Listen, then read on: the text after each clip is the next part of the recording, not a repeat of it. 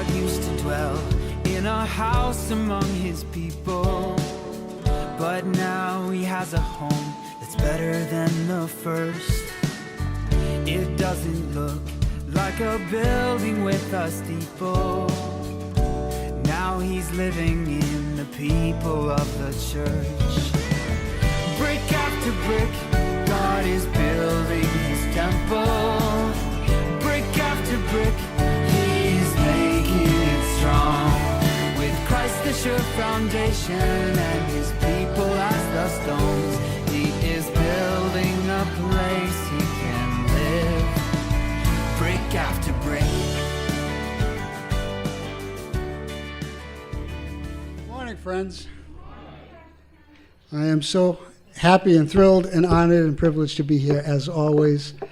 I look forward to, no matter what the circumstance is, to seeing all your faces, and it's a special occasion, a special privilege for me when I get to speak to you, when I get to pass along what God tells me.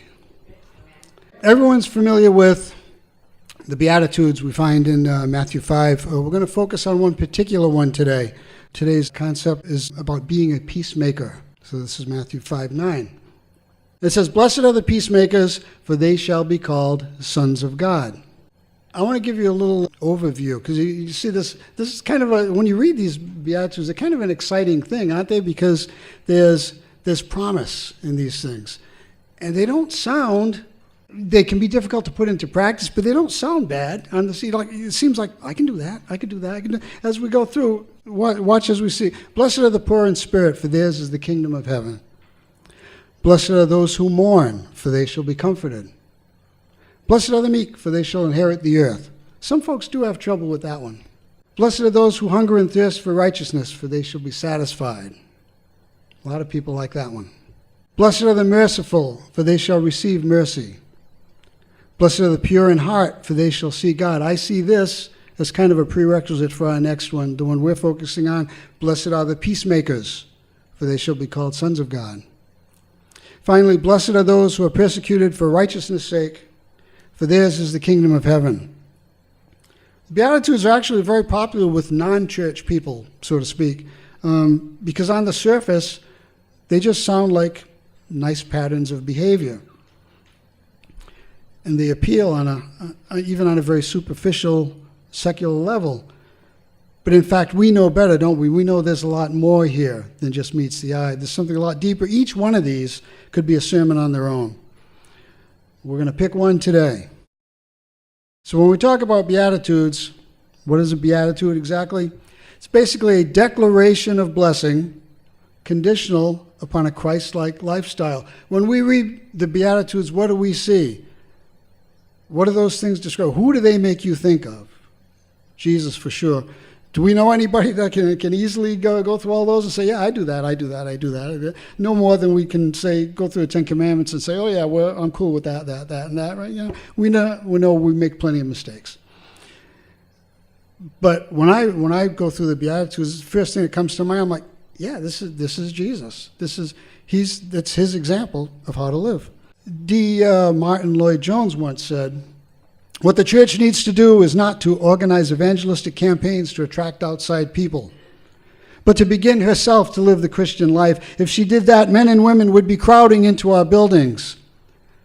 What a shame that he would have to say that, and many before him had to say that. And in fact, you go all the way back to biblical times and see that kind of a thing. We can, read the Beatitudes over and go, yeah, that's great. But when you look at the lives of church people, sometimes you don't see it. Sometimes you see exactly the opposite. He kind of makes a good point here. Now, of course, he's not saying evangelism is not a good thing. He's not saying it's something you don't do at all. But what he's saying is get your house in order first and then start spreading the word. All right, one of the points I want to make here is when we talk about peace and how people define peace, I want to make a distinction right off here between peacekeepers and peacemakers. There's a huge difference between those two concepts. The Roman army used to maintain what was known as the Pax Romana. In Latin, is the peace of Rome. Well, if you want to call it peace, if there was any kind of unrest or dissent or any problems at all, they would just march in and take care of business. You might not be happy about it, but the conflict would be over. They'd settle it one way or another. We talk about Russia a lot today. Remember when it used to be called the USSR, Union of Soviet Socialist Republics? There was a whole bunch of little countries, and the USSR had control of all of them. Now, a lot of these folks weren't necessarily happy about the government. They weren't even necessarily happy with each other. If you notice, once some of these countries were freed, the first thing they started doing was fighting, because they didn't get along to begin with. But they knew how to keep the peace, so to speak, how to get control of them. Things get out of hand in a particular country, they'd roll in the tanks and say, well, we'll settle this. And that would be the end of the conflict. Of course, a notable exception to that was Afghanistan, where they bit off a little more than they could chew. That was a different environment. But the principle was they would move in and take over. Now, we often hear about the UN peacekeeping force. That's how they're described. They'll have a presence in a country that's experiencing some unrest. Maybe the main conflict has been settled. They go in to keep it from starting up again, getting worse. They try to just keep things down a bit. One of the famous efforts at peacekeeping that we've heard about lately is the North Korean, South Korean, where the demilitarized zone is, left over from the Korean War. You have the South Korean soldiers on one side, backed up by the U.S., and you have the North Korean soldiers on the other side. That goal is to keep those two groups from crossing the line and trying to kill each other. So you see, this idea of peace is actually a pretty minimal concept when you think about it. They're saying it's basically the absence of conflict. As long as people aren't killing each other, we're good. We're at peace. Really? Is that, you define peace? It's so simplistically? Are these people really at peace? Or is it just that they're not, if they're just not killing each other, that's not enough, according to the Bible's definition of peace. Peace is a more expansive, deeper concept. The Greek word that's being used here is actually the kind of the New Testament equivalent of the old Hebrew word shalom. It's kind of a different concept. We might say, so how are you doing? What's going on? How are you? The idea of shalom in the ancient Hebrew would be more like, do you have peace? When we think about the idea of peace, there's so many concepts that come up. Now, there are some basic ones that will agree, even with the secular folks who define peace as saying, well, safety. You know, we don't feel like someone's on security. We at least no one's coming after us today. We can go to sleep at night and not worry about someone trying to murder us or whatever. So we have peace in that sense. But very often you'll hear peace described as, especially between countries, right? They'll say, well, they have an uneasy peace, or they have a fragile peace. This could break up at any time. It doesn't sound too peaceful to me. What about the idea of harmony among people? What about just sort of a quietness, a feeling of not being harassed, disturbed, bothered? And the idea of being joined together, seeing the community as one, seeing the world as one, or at least even within your own country, seeing people as one. Now, even at a secular point of view, you can already see where the idea of peace really should go a lot deeper. You should feel whole, you should feel healed, you should feel together. But when we're talking about it from a spiritual point of view, this takes on a whole other aspect, doesn't it? It's not just people getting along, it's not just people managing to work together, it's people getting along, managing to work together with God. We're talking about peace with God, which is the real full biblical concept of peace. The idea that God and man could be reconciled. This is the kind of peace we're talking about today. This is the kind of peace we're trying to encourage. This is the kind of peace that a peacemaker seeks to spread around. Let's listen to what the Bible says in John 14:27. Jesus speaking, he says, "Peace I leave with you, my peace I give to you. Not as the world gives do I give to you. Let not your hearts be troubled, neither let them be afraid." That sense of spiritual safety, spiritual security, harmony within the body of Christ, wholeness, oneness. That's why your heart shouldn't be troubled. That's why you shouldn't be afraid. Because his peace is not like the standard definition of peace. It's much deeper. It's much more expansive. It takes in what's really important. Everything, including all of us, will pass away and move on. God's peace is forever. 2 Thessalonians 3:16, he says, "Now may the Lord of peace himself give you peace at all times in every way. The Lord be with you all." If the Lord is with you, I would hope you'd have peace at all times, in every way, in the fullest sense of peace as we're talking about it today. Peace on all levels. Peace on the most important level. If you have peace with God, everything else is secondary. No matter how important it seems in the immediate time, in the long run, this is what counts. A critical word here, too, that we see in both of these verses, it's give. This true peace, this complete peace, is something that only God can give you. It's a tremendous gift. Plenty of folks may talk about peace. Plenty of folks may wish us peace. But none of them can actually give it to us. Jesus is the one who can actually give us peace. Only he can provide it. It says in Colossians, "And through him to reconcile to himself all things, whether on earth or in heaven, making peace by the blood of his cross." This is actually pretty amazing stuff. To reconcile to himself all things, earth and heaven, making peace. How? By the blood of his cross. The only way that peace could truly be achieved between God and man. And that's a pretty amazing concept.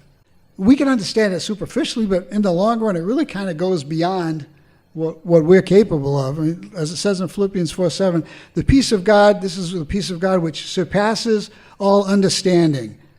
I've sat sometimes and said, okay, I understand this. I understand what this says. I understand how this works. I appreciate it. I have tremendous rest in it. But exactly how this whole sacrifice worked is kind of beyond me. And more importantly, the part that's really beyond me, if you're God, you're in control of everyone and everything.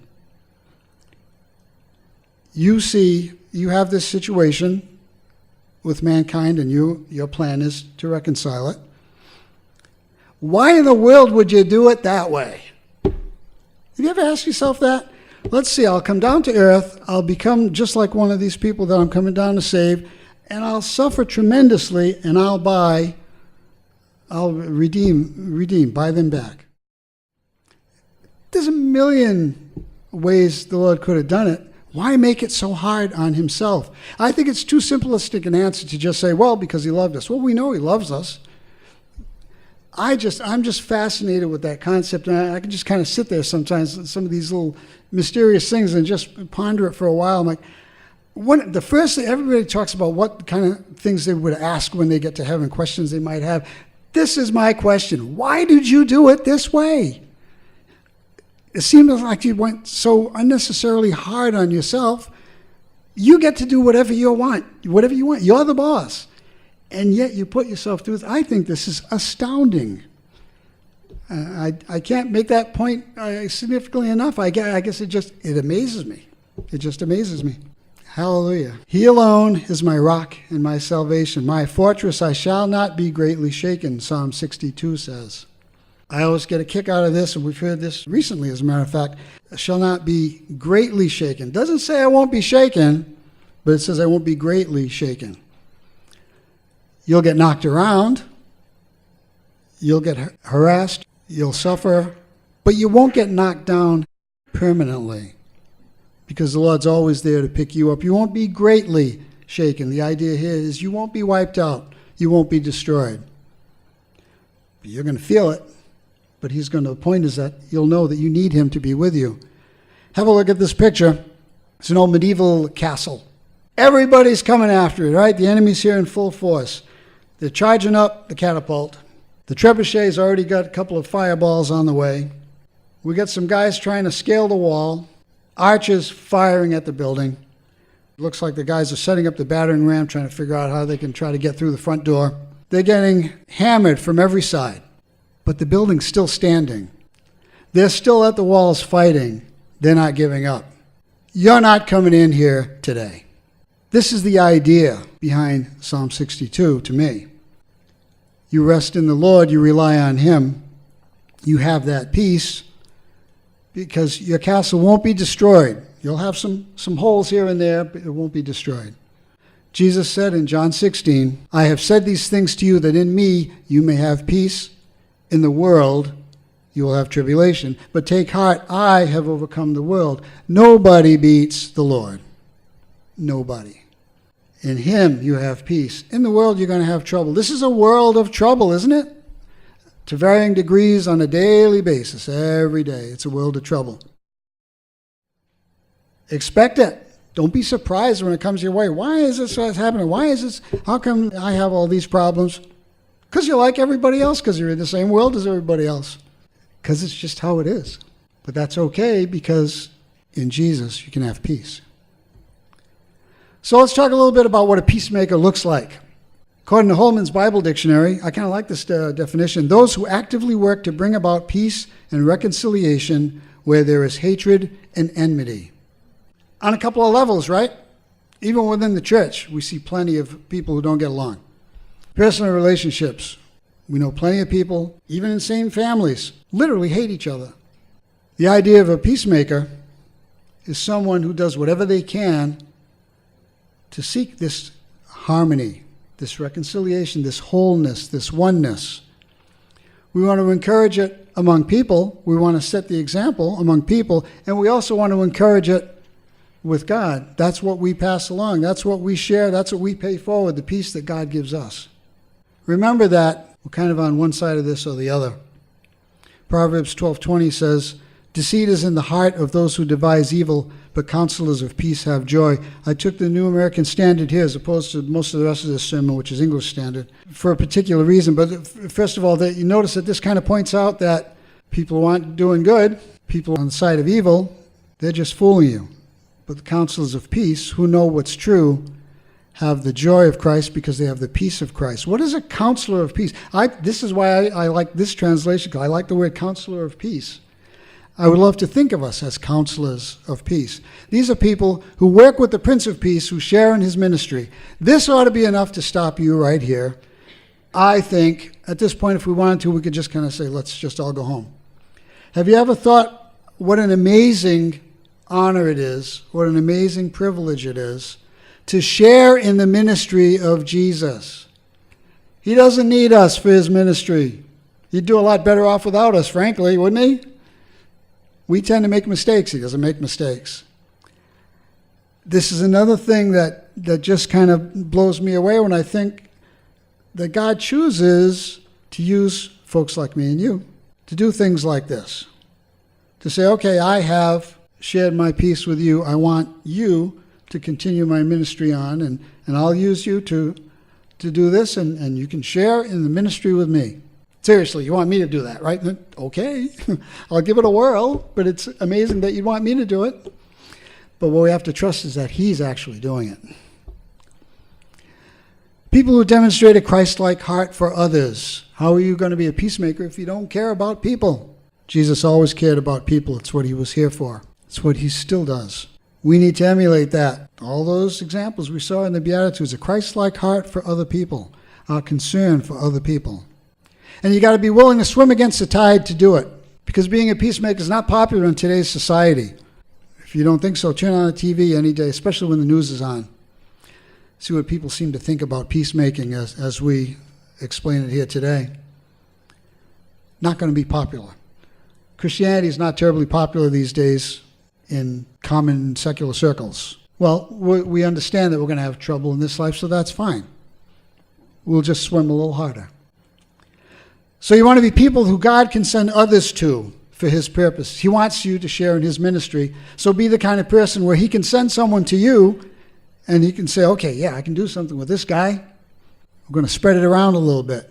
Notice that the phrase is that it says that peacemakers are blessed already. Why? Because they have the right be attitude. See what I did there? They know how they need to be. They know the attitude they need to have. That's a hallmark of a peacemaker. You can apply that to a lot of all the Beatitudes. In fact, there's something particularly special about peacemakers. Did you know that peacemakers have a superpower? They do. You're all familiar with it. It's called forgiveness. This is the ultimate peacemaking, isn't it? This is bringing people together, most notably you and someone else who's wronged you. One of the best ways to set an example of a peacemaker's heart and intent is to exhibit forgiveness.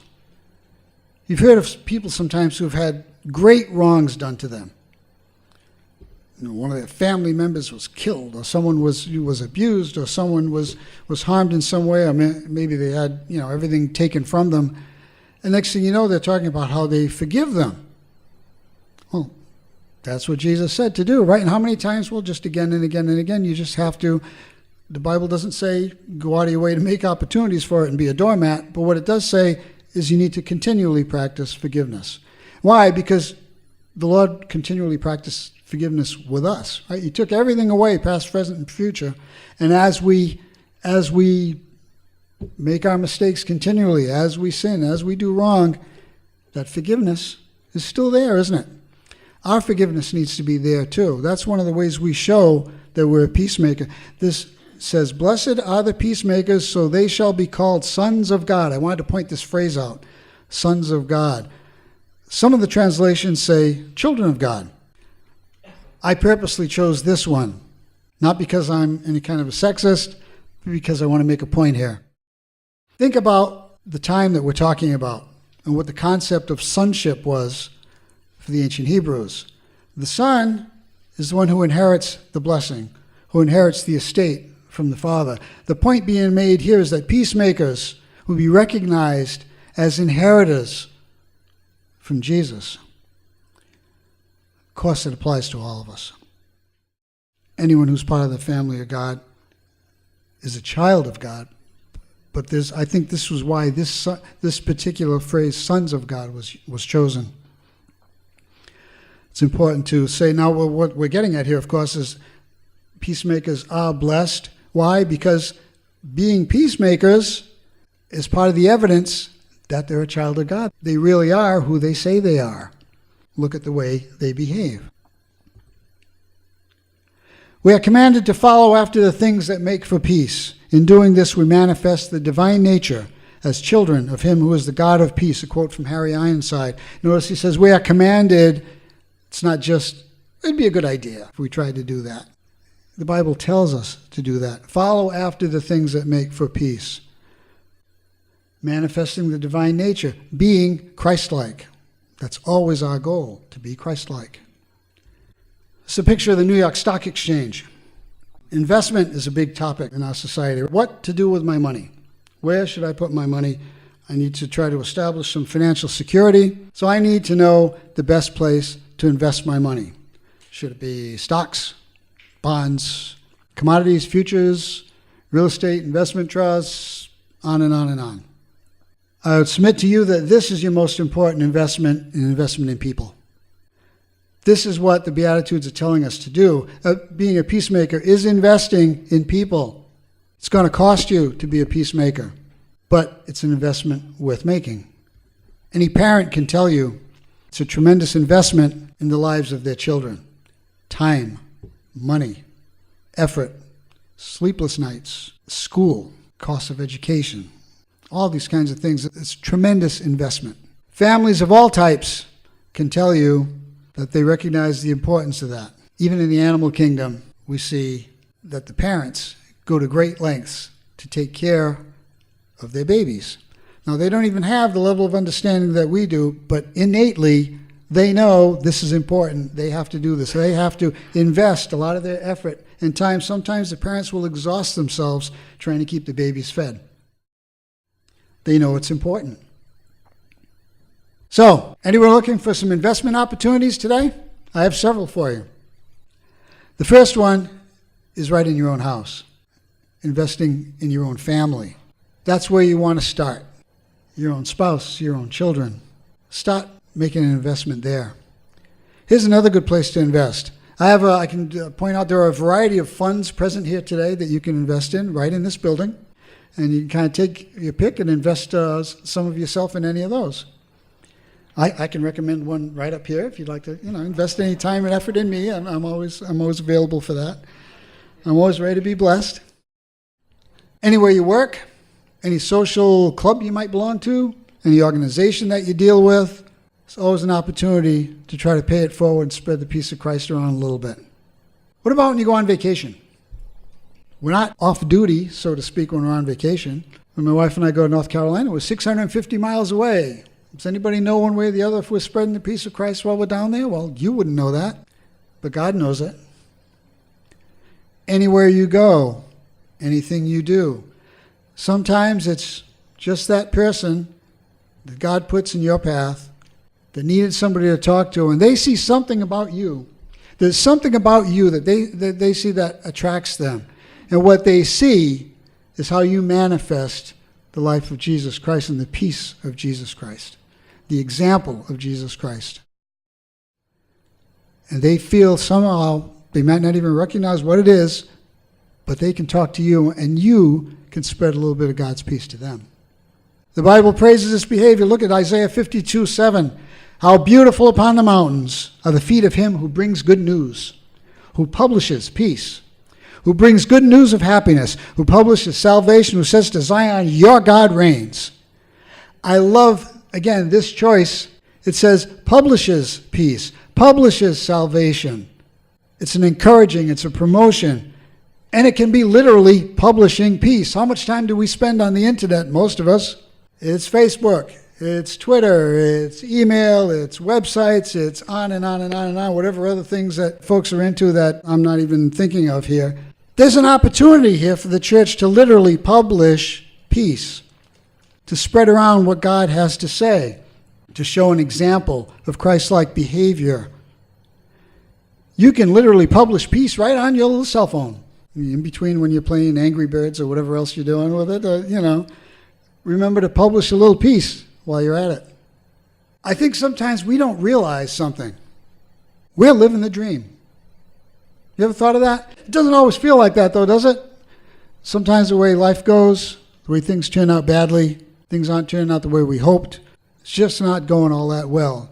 And yet we're living the dream. What dream are we living? We're living the dream that everybody has, that one day there'd be a place that they can go where they'll finally have rest, where they'll finally have peace. And they don't know where it is because they don't even know where they're going when they die. They don't even know what's going to happen when they die. I used to go to a church, believe it or not, where most people thought, well, this is it. You die and it's over. After a while, I started asking myself, what are we doing here? I could be doing something fun. Why am I sitting here with you people? What is the point of this? We're living the dream. No matter what happens, no matter how bad it gets, we have the peace of Jesus Christ because we're part of his family. We're living the dream. What could be better than that? Hallelujah. So be at peace. Don't let it get to you. You can't be knocked down, not completely. No matter how hard they try, no one can stop you because no one can stop Jesus. Be at peace. Remember, when you want to know something from God, when you need some advice, when you need some counseling, the more at peace you are with him, the better your hearing is going to be when he has something to say to you. So be at peace. Share your peace anytime you get a chance. Pay that peace of Christ forward. Cultivate it every time you get a chance to drop a little seed of peace here, there, and everywhere. Do it. Don't pass up the opportunity. Don't worry about the results. The Lord will take care of that. You just need to be a peacemaker. Amen?